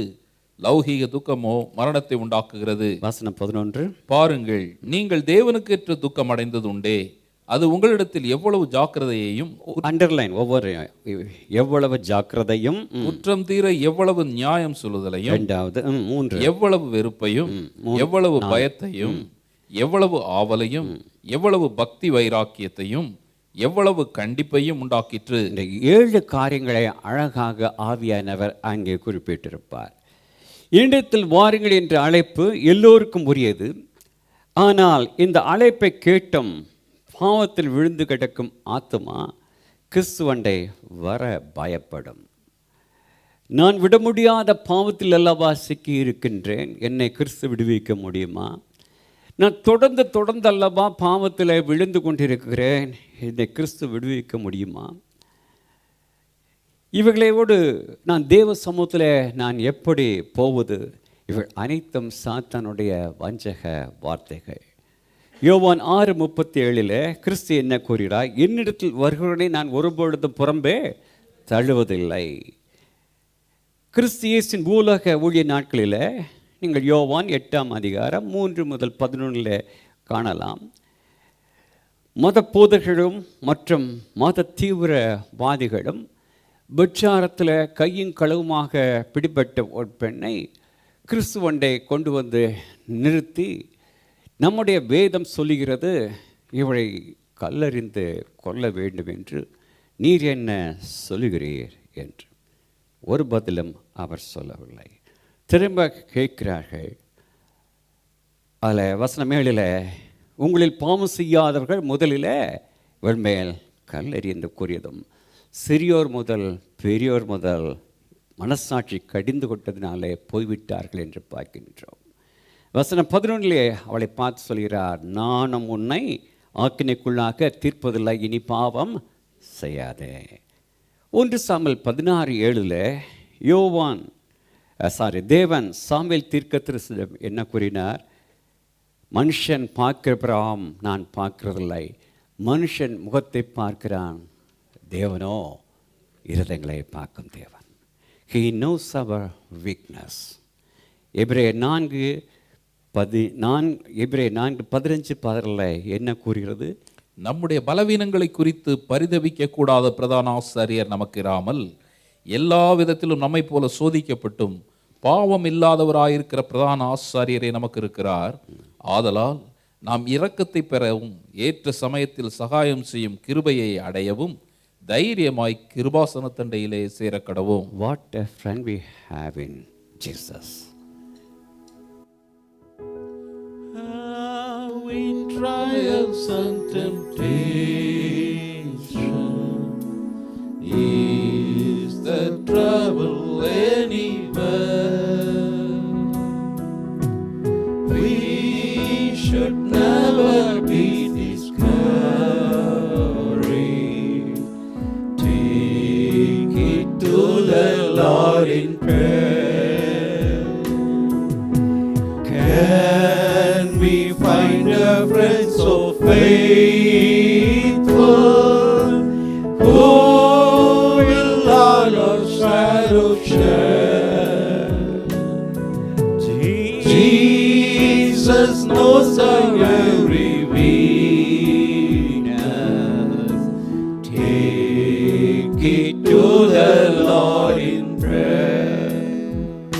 கிட்டிச் சேரும் பொழுது வசனம் 29 கடைசி, நம் ஆத்துமாக்கு இளைப்பாறுதல் தருவதாக அவர் இருக்கின்றார். உலக பாடுகளும் வேதனைகளும் கண்ணீரும் பாடுகளும் சரீர பலவீனங்களும் குடும்ப பிரச்சனைகளும் மற்றும் பாவ சூழ்நிலைகள் நெருக்கும் பொழுது வெளியிலே சந்தோஷமாக நாம் காணப்படுகிறோம். ஐ ஆம் ஃபைன் என்று சொல்லிக் கொள்கிறோம், பிரைஸ் தி லார்ட் என்று சொல்லிக் கொள்கிறோம். ஆனால் உள்ளான ஜீவத்தில் துக்கப்பட்டு நசுக்கப்பட்டு நிம்மதி இழந்து போயிருக்கும் என்பதை நாம் அறிவோம், தேவன் அறிவார். ஒரு கூட்ட ஜனங்களோடு நீங்கள் நடந்து சென்று கொண்டிருக்கலாம், ஒரு கூட்ட ஜனங்களோடு நீங்கள் அமர்ந்திருக்கலாம். ஆனால் தனிமையாக விடப்பட்டதை போல் உணர்கிறோமா? ஏன்? எனும் மனக்காயங்கள் ஆற்றப்படவில்லை. இஸ்ரேல் மக்கள் தேவனை விட்டு தூர சென்றிருந்த பொழுது அந்நிய தேவர்களை பின்பற்றியதினாலே கைவிடப்பட்ட ஒரு மகளைப் போல தேவன் அவளை கண்ணோக்கிறார். அவளுக்காக தேவன் புலம்புவது போன்ற ஒரு கவிதையை எரேமியா 8ஆம் அதிகாரத்தில் எழுதியிருப்பார். அதில் வசனம் 22 கீலேயாத்தில் பிசிந்தைலம் இல்லையோ, ரண வைத்திரம் இல்லையோ, பின்ன ஏன் என் ஜனமாகிய குமாரத்தி சுஸ்தமாகாமல் போய்விட்டாள் என்று கதறுவதாக காண்கின்றோம். அவள் தேவ சமூகத்திற்கு கடந்து வந்து தன் இருதய காயத்தை தேவ சமூகத்தில் ஊற்றவில்லை என்ற கருத்தோடு தீர்க்கதரிசி அதை எழுதியிருப்பார். 1 சாமுவேல் 1 கூறப்பட்டுள்ள அன்னாள் ஜீவத்தில் இருந்ததை சில காரியங்களை நாம் கற்றுக்கொள்ள வேண்டும். இது நாம் நன்கு அறிந்த ஒரு சத்தியம்தான். அங்கு அன்னாளுக்கு குழந்தை இல்லை. அவருடைய கணவனுடைய அடுத்த மனைவியாக பெனினாள் அன்னாளை துக்கப்படுத்தியதினாலே மிகவும் விசனப்படுத்துவாள் அவளை. வசனம் 10 பார்க்கலாம், அவள் மனங்கசந்து மிகவும் அழுது தன்னுடைய இருதயத்தை தேவ சமூகத்தில் ஊற்றுகிறாள். அன்னாள் அதிக நேரமாக மௌனமாக ஜெபிப்பதை கண்ட, வாயை மட்டும் அசைத்து ஜெபிப்பதை கண்ட ஆசானாக ஏலி அவள் மதுபானத்தில் இருந்திருக்க என்று தவறாக கருத்து கொண்டார். ஆனால் உண்மை நிலையை கேட்டு அறிந்த பின் அவர் வசனம் 17 சொல்லுவார், சமாதானத்தை எடுப்போ, நீ இஸ்ரவேலின் தேவனிடத்தில் கேட்ட உன் விண்ணப்பத்தின்படி அவர் உனக்கு கட்டளையிடுவாராக. இதில் நாம் கவனிக்க வேண்டிய வசனம் 18 கடைசி, அப்புறம் அவள் துக்க முகமாக இருக்கவில்லை. காரணம், தன் ஜெபத்தை தேவன் கேட்டுவிட்டார் என்று தன் ஆத்மாவிலே அவள் விசுவாசத்தின் நிமித்தமாக. இன்று எத்தனை தேவனுடைய பிள்ளைகள் ஜீவத்தில் நிம்மதி இல்லை, சமாதானம் இல்லை. ஏன்? இன்னும் பாவ குற்ற உணர்வு. காரணம், தேவன் தான் அறிக்கை செய்து அவருடைய சமூகத்தில் அறிக்கை செய்து தேவனால் மன்னிக்கப்பட்ட பாவங்களை அவர் மறந்துவிட்டார் என்று ஆத்மாவில் விசுவாசிக்காத நிமித்தமாக ஒரு பாவகரமான ஜீவித்தை ஜீவித்து கொண்டிருந்த ஒரு சகோதரர் கிருபையாக ஒரு கூட்டத்தில் ரட்சிக்கப்படுகிறார். ரட்சிக்கப்பட்டு கம்பீரமாக அல்லேலூயா துதி ஸ்தோத்திரம் தேவனை ரட்சித்து விட்டார் என்று கடந்து செல்வார். கடந்து சென்ற சில நாட்களில் மீண்டும் சத்ருவிட வந்து நீயா ரட்சிக்கப்பட்டாய்? அல்ல, அந்த நினைவு வருகிறதல்லவா, நீ ரட்சிக்கப்படவில்லை என்று சொல்லுவான். அவனிலே நான் ரட்சிக்கப்பட்டு விட்டேன் என்று. இவ்வாறு போராட்டம், ஒவ்வொரு நாளும் போராட்டம் இது மாதமாக தொடங்கியது. ஒரு நாள் ஒரு காரியத்தை செய்தார். ஒரு இடத்துல ஒரு அடையாளத்தை இட்டுவிட்டு, எப்பொழுதெல்லாம் அந்த சாத்தானுடைய அந்த சந்தேக சத்தம் எழுப்போம், அப்பொழுது சத்ருவே பார் அந்த அடையாளத்தை, தேவன் என்னை ரட்சித்து விட்டார், மன்னித்து விட்டார் என்பதற்கு அதுதான் அடையாளம் என்றது. அவருடைய சத்தம் அவருக்குள்ளாக சத்துடைய சத்தம் குறைந்து விட்டதாம். If you have a weak faith, put a mark in a place. Whenever the negative thought comes, so to the devil, see that point. தேவன் என்னை ரட்சித்து விட்டார் என்பதற்கு அடையாளம் என்று. ஆம் பிரியமானவர்களே, அநேக நேரத்தில் சத்ருவானவன் வந்து சொல்லுவான், தேவன் மன்னித்து விட்டார் இருக்கார். எத்தனை வாக்குத்தத்த வசனங்களை இந்த அதிகாரத்தில் கொடுத்திருக்கிறார். அது நாம் குறித்து கொண்டு பாவம் மன்னிப்பு குறித்தான வாக்குத்தத்தங்களை நாம் உரிமை பாராட்டினால் மட்டுமே தான் நாம் அதில் வெற்றி சிறக்க முடியும். இவளை மனப்பாடம் செய்து உரிமை பாராட்டும் பொழுதுதான் சத்துரு ஓடி போவான். மேலும் இந்த தலைப்பில் என்னிடம் வாருங்கள் இதை கிறிஸ்து கூறிய பொழுது யூதேயாவில் இஸ்ரவேலில் காணப்பட்ட பொருளாதார அரசியல் மத கோட்பாடுகள் ஜனங்களை சக்கையாக பிழிவதாக இருந்தது. ரோமர்களில் தேசத்தில் ரோமர்கள் யூதர்களை அவர்களுடைய தேசத்தில் தானே அடிமைகளாக அவர்கள் நடத்தி கொண்டிருந்தார்கள். சுமக்க மாட்டாத வரிகளை விதித்தார்கள். சென்சஸ் வரி, குடிமதிப்பு வரி, லிவிங் வரி, ஒருவன் ஜீவித்து கொண்டிருந்தால் அவன் ஜீவிப்பதற்காக வரி, சொத்து வரி என்று சொல்லிவிட்டு ஒரு ஆடு, ஒரு மாடு, ஒரு கோழி, ஒரு புறா என்றால் ஒவ்வொரு தலைக்காக வரி. நீ ரோமோதாக மாறினால் வரி, இப்படி வரி வரி எவ்வாறு நம் இப்பொழுது ஜிஎஸ்டினால் கஷ்டப்படுகிறோமோ அவ்வாறு வரிகள். சமுதாயத்தில் இவ்வாறு தாழ்த்தப்பட்டு பொருளாதாரத்தில் நசுக்கப்பட்டு மதம் தங்களுக்கு ஆறுதலை கொடுக்கும் என்று கடந்து வந்தால் வேதபாரரும் பரிசேயர்களும் ஜனங்கள் சுமக்குவதற்கு மேலான பாரங்களை அவர்கள் மேல் சுமத்தினார்கள் என்று நம்முடைய இரட்சகர் மத்தேயு 23:1-4 குறிப்பிட்டிருப்பார். இப்படிப்பட்ட காலத்தில் தான் நம் இரட்சகர் என்று அவர்களை பார்த்து வருத்தப்பட்டு பார சுமக்கிறவர்களே, நீங்கள் வாருங்கள், உங்களுக்கு இளைப்பாறுதல் தருவேன் என்று அழைத்தார்.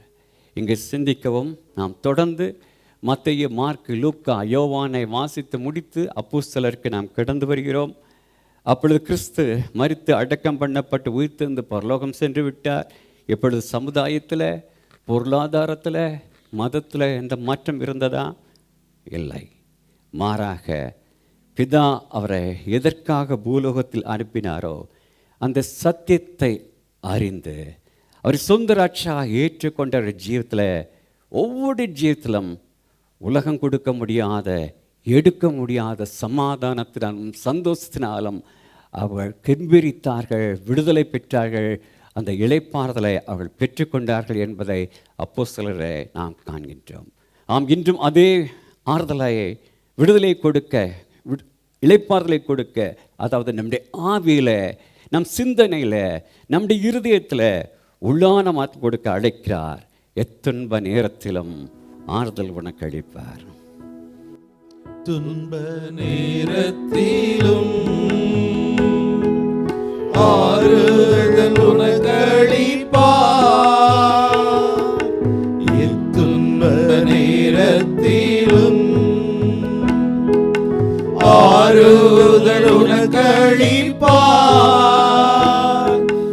என்றுணர்ந்து நீயும் இயேசுவை நோக்கினார் எல்லையில்லா இன்பம் பெற்றிடுவார். என்றுணர்ந்து நீயும் இயேசுவை நோக்கினார் எல்லையில்லா இன்பம் பெற்றிடுவார். இயேசு அழைக்கிறார், இயேசு அழைக்கிறார். ஆவலை உன்னை தம் கரங்கள் நீட்டியே இயேசு அழைக்கிறார். இரண்டாவதாக என் நுகத்தை ஏற்றுக்கொள்ளுங்கள். இங்கு கிறிஸ்து இரண்டாவது கூறியது என் நுகத்தை உங்கள் மேல் ஏற்றுக்கொள்ளுங்கள். நுகம், யோக், படத்தில் பார்க்கிறீர்கள் அல்லவா? இதுதான் இரண்டு மாடுகளை இணைக்க கழுத்தில் பூட்டப்படும் நுகம். இதை பூட்டி வயலிலோ அல்லது வண்டிகளை இழுக்கவோ பயன்படுத்தும் இணைக்கும் கட்டை தான் யோக். இந்த வசனத்தை நன்கு கவனிப்போமா? இங்கே கிறிஸ்து என் நுகத்தை உங்கள் மேல் வைக்கிறேன் என்று கூறவில்லை, உங்கள் மேல் ஏற்றுக்கொண்டு, take my yoke upon you. எடுப்பதும் எடுக்காமல் இருப்பதும் யாருக்கு கொடுக்கப்பட்ட சுதந்திரம்? நமக்கு கொடுக்கப்பட்ட சுதந்திரம். யோக், நுகம், சப்மிஷன், ஒப்படைப்பு, இணங்குதல், தாழ்த்துதல் என்று பொருள்படும். கிறிஸ்துவிடம் வந்து நம்மை தாழ்த்தி அவர் நமக்காக வைத்துள்ள நுகத்தை அவர் மேல் சுமத்தும் பொழுது ஏற்றுக்கொள்ள அவர் விரும்புகிறார். தச்சரின் குடும்பத்தில் கிறிஸ்து தான் அவதரித்தார் என்பதை அறிவோம். அக்கால விசுவாசிகள் தங்கள் மாடுகளை தச்சருடைய கூட்டத்திற்கு இடத்திற்கு அழைத்து வந்து தங்களுடைய மாடுகளின் உயரம், அதனுடைய பலன், அதனுடைய கழுத்தின் அளவு, அதற்கு சுழிகளை அளவெடுக்க செய்து அந்த மாடுகளுக்கு ஏற்ற நுகங்களை செய்ய சொல்வார்களாம். ஆகவே பாடுகளை அனுபவிக்க தேவப்பிள்ளையே, ஏதோ தேவன் நீங்கள் சுமக்கிறதுக்கு மிஞ்சிய சுமையை உங்கள் மேல் சுமத்தியுள்ளார் என்று தவறாக நினைக்க வேண்டாம். பவுலப்போ சிறப்பாக 1 Corinthians 10:13 உங்கள் தானிக்கு மேலாக அவர் உங்களை சோதிக்க மாட்டார் என்று குறிப்பிட்டிருப்பார். இந்த நுகத்தின் படத்தை பார்த்தோம் அல்லவா? அதில் 2 மாடுகள் போட்டப்பட்டிருக்கும். ஒன்று நாம், அடுத்தது இதோ உலகத்தின் முடிவறிந்தம் என்னோடு இருக்கிறேன் என்று சொன்ன நம்முடைய இரட்சகர். நாம் தனியே சுமக்கவில்லை. ஆம், நுகத்தை நாம் ஏற்றுக்கொள்ளும் பொழுது பரிசுத்த ஆவியான கிறிஸ்துவின் ஆவியானவர் நம்மை செவ்வையான பாதையில் நடத்த ஆரம்பிக்கிறார். ஏசாயா 58:11 கர்த்தர் நித்தம் உன்னை வழிநடத்தி என்று காண்கின்றோம். ஏசாயா 48:17 நீ நடக்க வேண்டிய வழியிலே உன்னை நடத்துகிற தேவனாகிய கர்த்தர் நானே என்று காண்கின்றோம். ஏசாயா 40:11 கரவலாடுகளை மெதுவாக நடத்துகிற என்று வேத வசனத்தில் காண்கின்றோம். நம் பலனுக்கு தக்க, நம்முடைய திறமைக்கு தக்க மெதுவாய் நடத்தும் இரட்சகர் நம்முடைய இரட்சகர். இதை உணர்த்த தாவீது ராஜா சங்கீதம் 140:10 உம்முடைய நல்ல ஆவி என்னை செவ்வையான வழியிலே நடத்துவாராக என்று வேண்டுகிறார். நுகத்தின் அடுத்த பக்கத்தில் பரிசுத்த ஆவியானவர் பூட்டப்பட்டிருப்பதால் அவரோடு சேர்ந்து நடக்க நாம் பழகி கொள்ள வேண்டும். அவருக்கு முன்பாக ஓடக்கூடாது, அவருக்கு பின்பாக மெதுவாக நடக்கக்கூடாது. ஒருமித்த வேகத்தில் நடக்க தேவன் விரும்புகிறார். இன்று நம் ஜீவிதத்தில் காணப்படும் அநேக பிரச்சனைகளுக்கு காரணம் என்பது ஆராய்வோம் என்றால், நாம் அவருக்கு முன்பாகவோ பின்பாகவோ செயல்படுவதனால் என்பதை கண்டுகொள்ள முடியும். என் விருப்பம் அல்ல, உம் சித்தத்தை நிறைவேற்ற என் வாழ்வை, என் குடும்பத்தை, என் வேலையை, என் தொழிலை, என் ஊழியத்தை ஒப்பு கொடுக்கிறேன் என்று ஒப்பு கொடுத்து ஜெபிக்க வேண்டும். ஜீவத்தில் திடீரென்று ஏற்படும் எதிர்ப்புகள், எதிர்பாராத நிகழ்வுகள், சிலவேளை கதி கலங்கி போகின்றோம். நாம் கிறிஸ்துவுக்குள் இருப்பதினால, அடுத்த நுகத்தில் இரட்சகர் இருப்பதினாலும், நம்முடைய ஜீவிய பாதை படகு கொந்தளிக்கும் கடலை அகப்பட்ட படபோல் இருந்தாலும் அந்த கடலை கரை சேர்ப்பார், செவ்வான வழியில் நடத்துவார் என்ற விசுவாசம் வேண்டும். ஆழ்கடலில் அலைகளினால் அலையும் பொழுது என் படகில் ஆத்மநேசர் உண்டு. ஆழ்கடலில்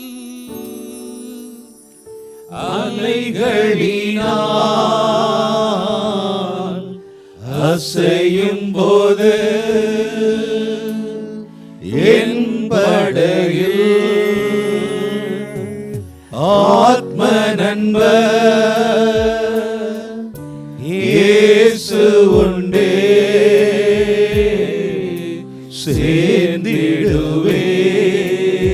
சேர்ந்திடுவேன் அவர் சமூகம். மூன்றாவதாக என்னிடத்தில் கற்றுக்கொள்ளுங்கள், வாருங்கள், எடுத்துக்கொள்ளுங்கள், கற்றுக்கொள்ளுங்கள். இங்கே கிறிஸ்துவே ஆசிரியர், டீச்சர், அவரே பாடமும் கூட. ஆம், அவரிடம் வந்து அவருடைய நுகத்தை ஏற்றுக்கொண்டு பொழுதே அவரை பற்றி படிக்க ஆரம்பிக்கின்றோம். அதற்காகத்தான் அழைக்கப்பட்டிருக்கிறோம். பரிசுத்த வேதாகமம் பரிசுத்தவான்களால் பரிசுத்த ஆவியானவர்கள் ஏவுதனால் ஏவப்பட்டது என்பதை நாம் 2 தீமோத்தேயு 3:16 நாம் பார்க்கின்றோம். அவரை பரிசுத்த ஆவியானவர் இதனை நமக்கு போதிக்க தொடங்குவார். யோவான் 6:63 நான் உங்களுக்கு சொல்கிற வசனங்கள் ஆவியும் ஜீவனும் உள்ளதாக இருக்கிறது என்று கூறியிருக்கிறார். எபிரேய ஆக்கிரன் எபிரேயர் 4:12 தேவனின் வார்த்தையானது ஜீவனும் வல்லமையும் உள்ளது என்று கூறியிருக்கிறார். இது கிறிஸ்துவண்டை வந்து நாம் கற்றுக்கொள்ள வேண்டிய 4 காரியங்கள் உண்டு. முதலாவதாக அவருடைய மனதை, அவருடைய சிந்தனையை நாம் படிக்க வேண்டும். பிலிப்பியர் 2:4 கிறிஸ்து இயேசுவில் உள்ள சிந்தையே உங்களிலும் இருக்க கடவுது. 2வது அவருக்கு பிரியமானதை செய்ய வேண்டும். நுகத்திலே அவரோடு பூட்டப்பட்டவர்களாய் நடத்தும் பாதையிலே சென்றால்தான் அவருக்கு பிரியமானவர்களாக நான் செய்வர்களாக நாம் காணப்பட முடியும். லூக்கா 6:46 என்னை ஆண்டவரே ஆண்டவரே என்று நீங்கள் சொல்லுகிறீர்கள், நல்லது.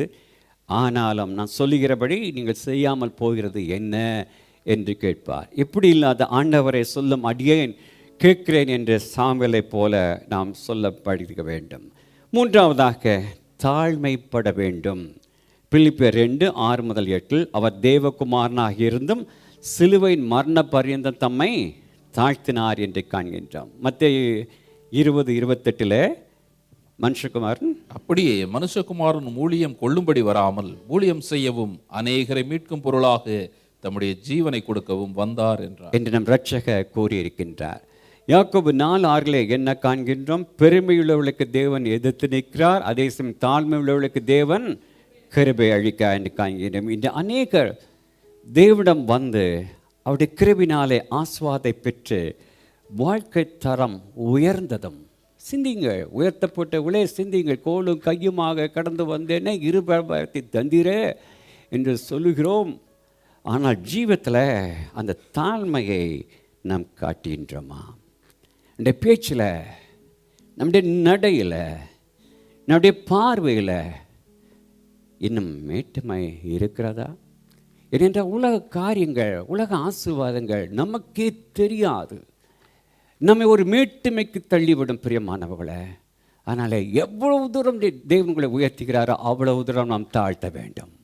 அதுதான் முக்கியமான ஒரு காரியம். உங்களுடைய உற்ற உறவுகள் மத்தியில் தேவன் உங்களை உயர்த்தியிருக்கலாம். அவர்கள் மத்தியில் போய் நீங்கள் எவ்வாறு நடந்து கொள்கிறீர்கள்? உங்களுடைய பணத்தையும் பகட்டையும் காட்டுகிறீர்களா, அல்லது கிறிஸ்துவின் அன்பையும் தாழ்மையும் அவள் மத்தியில் வெளிப்படுத்துவர்களாக இருக்கின்றீர்களா? நான்காவது, அவருடைய மனதுருக்கத்தை அறிந்து கொள்ள வேண்டும். கிறிஸ்து கண்ணீர் விட்டு அழுதாரா இல்லையா? எத்தனை இடத்துல அழுதார்? 2 இடங்களில். லூக்கா 19:41 எருசலேமை பட்டணத்துக்காக அழுகிறார். 2வது யோவான் 11 லாசருவின் கல்லறைகளை நினைக்கிறார். அவர் தெய்வகுமாரன் தான். அதே சமூகத்தில் மனுக்கோலத்தில் மனுஷகுமாரனாக இருந்ததுனால தெய்வீக மனதுருக்கம் அவருடைய காணப்பட்டதினால எருசலேம் மக்கள் தேவன் தங்களுக்கு கிருபையாக கொடுத்த சந்தர்ப்பத்தை இழந்ததைக் கண்டு மனதுருகி அழுகிறார். இன்று ரட்சிக்கப்படாதிருக்க கணவனுக்காக, மனைவிக்காக, பிள்ளைக்காக, பெற்றோருக்காக, உற்ற உறவனுக்காக, சிநேகனுக்காக, சிநேகிதிக்காக கண்ணீர் விடுகின்றோமா? அன்பானவர்களை இழக்க கொடுத்தவர்களோடு சேர்ந்து அப்படி துக்கத்திலே பகிர்ந்து கொண்டவர்களாக கண்ணீர் விடுக்கிறோமா? ரோமர் 12:15 சந்தோஷப்படுகளுடைய சந்தோஷப்படுங்கள், அழுகிறோட கூட அழுங்கள் என்று பார்க்கின்றோம். சில மிதமிஞ்சிய பரிசுத்தவான்கள் உண்டு. ஆக மகா பரிசுத்த ஸ்தலத்தையும் கடந்து சென்றவர்கள். அவர்கள் அதிகமாக யாராவது சிரித்தால் அவளுக்கு பிடிக்காது, இப்படியெல்லாம் சிரிக்கக்கூடாது, தேவனுக்கு பிடிக்காது என்பார்கள். அல்லது துக்க வீட்டில் சென்றுவிட்டு இப்படியெல்லாம் அழக்கூடாது, அவிசுவாசிகள் தான் அழுவார்கள் என்று வீரவசனம் பேசக்கூடாது. அப்படியே துக்கத்தில் பங்கு உண்டு. அதே சமயம் 1 கொரிந்தியர் 15:1-4 கூறப்பட்டுள்ள உயிர்த்தெழுதலை பற்றியும் கிறிஸ்துவின் 2ஆம் வருகையின் பொழுது கிறிஸ்துவுக்குள் மருத்துவர்களை மீண்டும் நாம் சந்திக்க இருக்கிறோம் என்று அவளை நாம் உற்சாகப்படுத்தலாக நாம் காணப்பட வேண்டும். அவ்வாறு ஆற்ற வேண்டும், தேற்ற வேண்டும். கிறிஸ்துவின் சிந்தை, கிறிஸ்துவின் தாழ்மை, கிறிஸ்துவின் மனதிற்கம் நம்மில் காணப்பட்டால் மட்டுமே நம் ஆத்துமாக்கள் மீது கரிசனை கொள்ள முடியும். இந்த நம்முடைய ஊழியங்கள் சுற்றி சுற்றி ரட்சிக்கப்பட்ட மக்கள் மத்தியில் நடைபெற்று கொண்டிருக்கிறது அல்லவா? இதுவரை எட்டுமட்டுமாக ரட்சிக்கப்படாத தேவனை பற்றி அறியாத மக்கள் மத்தியில் சுவிசேஷத்தை கொண்டு செல்ல வாஞ்சிக்கிறோம். இவ்வாறு தேவையுள்ள மக்கள் வாஞ்சிக்கும் பொழுது, பண கஷ்டத்திலும் படிப்புக்காக இயங்கும் பொழுது எத்தனை பேருடைய ஆசீர்வாதத்தின் கரங்களை அவர்களுக்கு நேராக நீங்கள் நீட்டி இருக்கின்றீர்கள். கிறிஸ்துவின் அன்பை வெளிப்படுத்தி இருக்கிறீர்கள். நம் ரட்சிக்க ஒரு ஆத்மாவை சந்திக்க உச்சி வெயிலில் அவர் சமாரியா கிணற்றுக்கு கடந்து வருகிறார். அந்த ஒரு பெண்ணுக்கு சுவிசேஷம் சொன்னதினால அந்த ஊரில் அவள் மூலமாக 2 நாள் சுவிசேஷ கூட்டம் நடத்தப்பட்டு அநேகர் ரட்சிக்கப்பட்டதை நாம் யோவான் 4:41-42 காணலாம். மேலும் மார்க் 5-8 அதிகாரங்களில் எல்லோரும் கைவிடப்பட்ட அநேக பிசாசுகள் பிடித்திருந்த லேகியோன் சந்தித்து அவனை சுகப்படுத்தியதினால அதன் மூலமாக அந்த ஊரார் ரட்சிக்கப்படுகிறார்கள். தொடர்ந்து ஜெப ஆலயத்தலைவனாக யாவீரின் மகள் உயிர்ப்பிக்கப்படுகிறார். இடைப்பட்ட நேரத்தில் 12 வருடங்களாக பெரும்பாடுள்ள ஸ்திரீ அவள் சுகத்தை பெற்றுக்கொள்கிறார். இதுதான் சுவிசேஷத்தின் மாட்சிமை வல்லமை. இதை வெளிப்பட நம்முடைய ஆத்ம பாரம் வேண்டும். கிறிஸ்துவின் மனதுருக்கம் தியாகம் வேண்டும். பிணியாளுக்கு தான் வைத்தினே தவிர சுகமுள்ளவருக்கு தேவையில்லை. பலியை அல்ல, இரக்கத்தையே விரும்புகிறேன். நீதிமானை அல்ல, பாய்விலை ரட்சிக்க நான் அழைக்கவே வந்தேன் என்கின்றார். தம் கூற்றுப்படி சமுதாயத்தில் ஒதுக்கப்பட்டவர்கள் மத்தியில் தான் நம்முடைய இரட்சக ஊழியத்தை செய்தார். அவளோடு போஜனம் செய்தார். அநேக தவறாக 2 Corinthians 6 அர்த்தப்படுத்துவது உண்டு. அவிசுவாசிகளுடன் விசுவாசிகள் பங்கியது என்று கூடிய சத்தியத்தை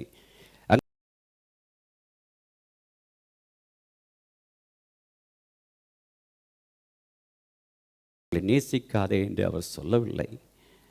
அவளோடு எவ்வாறு நாம் ஜீவிக்கின்றோம், எவ்வாறு கிறிஸ்துவின் அன்பை பகிர்ந்து கொள்கிறோம்.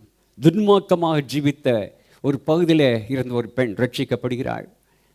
ரட்சிக்கப்பட்டு ஆவிலை கடிப்பந்தவங்களாக சபையில் இருக்கும் பொழுது போதகரிடம் வந்து, ஐயா, நான் இனிமேல் அந்த துன்மார்க்கமான இடத்தில் இல்லாமல் நம்முடைய விசுவாசில் இருக்கும் இடத்துக்கு என் வீட்டை மாற்ற விரும்புகிறேன் என்றதும், தேவ அன்பினால் ஏவப்பட்டிருந்த அந்த கர்த்தருடைய தாசன், மகளே, உன்னுடைய வீட்டு பகுதியில் ஒரே ஒரு லைட்டு தான் எரிந்து கொண்டிருக்கிறது, அந்த லைட்டை நீ பிடுங்கி அநேக விளக்குகள் இருந்திருக்கும் போது கொண்டு வர விரும்புகிறாயா என்று கேட்டதும் அர்த்தத்தை புரிந்து கொண்டவளாக, இல்லை ஐயா. 1 மாதம் கழித்து வருகிறார், ஐயா, என் பகுதியில் அடுத்த 2 விளக்கை நான் தோற்றுவிட்டேன் என்று. 1 வருடம் கழிந்தது. அவள் பதில் 24 ஆத்துமாக்களை அவளை ரட்சித்தாராம். Do we have such a compassionate heart of Christ? இப்படிப்பட்ட கிறிஸ்துவின் மனதுருக்கம் உள்ள இதை நமக்கு இருக்கிறதா? இருக்கிறங்களில் எழுந்து நிற்போம்.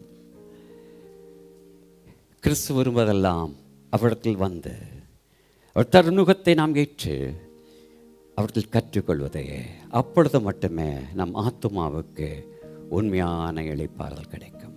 இளைப்பாறுதல் தரும் தேவா, கிடைத்தவரை தேற்றிடுமே. இளைப்பாறுதல்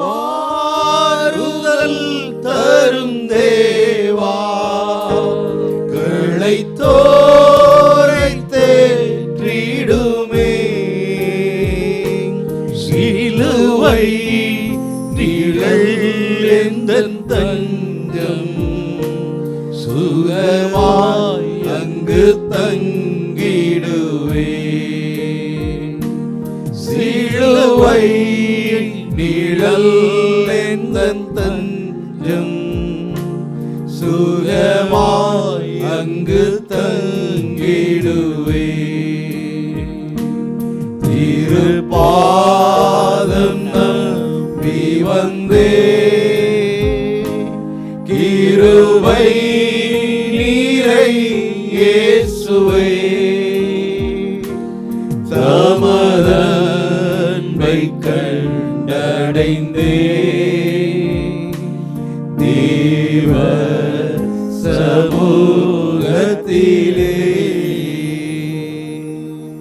சிலத்தாப்பனே, நாசிக்கப்பட்ட நாளுக்காக நன்றி சேத்திரப்பா. இந்த ஒவ்வொரு நாளிலே நாங்கள் ஆலயத்துக்கு கடந்து வரவும், மெய்யான தேவனை ஆவியோடு உண்மையோடு ஆராதிக்கவும், ஆராதனை நேரத்தில் நம்முடைய வஸ்திர தங்களால் எங்களை தொட்டு எங்களுடைய ஆவி ஆத்ம சொத்து விடுதலைக்காக நாங்கள் நன்றி சேத்திரப்பா. உடைய வார்த்தை கேட்கவும் நீ தந்த இந்த நல்ல தருணத்திற்காக நன்றி தாப்பனே.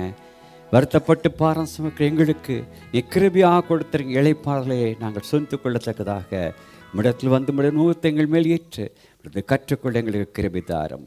அவனுடைய முழு ஆளுகைக்கு எங்களை தத்தம் செய்கிறோம்.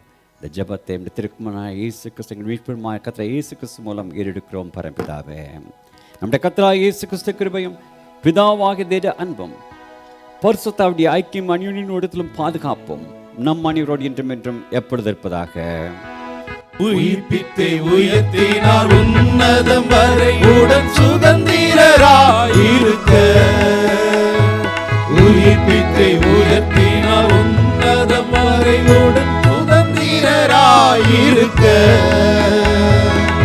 கிருபையின் மனதானம் அது வரும் காலங்களில் விளங்க காலங்களில் விளங்க கிருபையின் மகதானம் அது வரும் காலங்களில் விளங்க காலங்களில் விளங்க நன்றியால் பாடிடுவோம் நன்றியால் பாடிடுவோம் நல்லவரே நல்கிய எல்லா நன்மைகளை நினைத்தே நல்லவரே நல்கிய எல்லா நன்மைகளை நினைத்தே. எல்லாம் சத்தமாக உணர்ந்தவர்களாக சொல்லுவோமா? என் ஆத்மாவே கர்த்தரை ஸ்தோத்திரி, என் முழு உலகமேட பஸ்தாமத்தை ஸ்தோத்திரி. என் ஆத்மாவே கர்த்தரை ஸ்தோத்திரி, அவர் செய்த சகல உபகாரங்களையும் மறவாதே மறவாதே.